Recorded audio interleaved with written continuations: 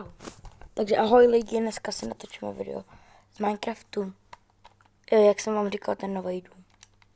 Tak jdeme. Takhle půjdeme hezky tady.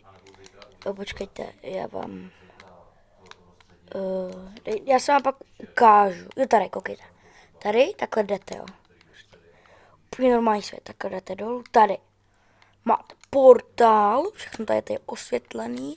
Máte ten nether portál. Takhle. Tady máte takhle to.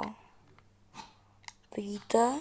Tady máte takhle ty. Dole jsem taky osvítil. A uvidíme, kolik tomu dáváte jako bodu, by mě zajímalo. Ještě tam nějaký věci máme. Chcete to vidět? Vám to ukážu. Klidně ukážu. Jestli byste to chtěli jako vidět, protože mě si počkejte chvilku, jenom něco ukážu. Takhle, koukejte, takhle. Když jdu, počkejte, já vám to ukážu klidně, počkejte chvilku. Takhle, to bude lepší.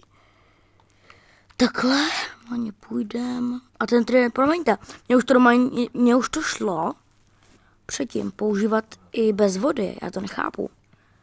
Teď mi to najednou prostě nějak nejde, já nevím.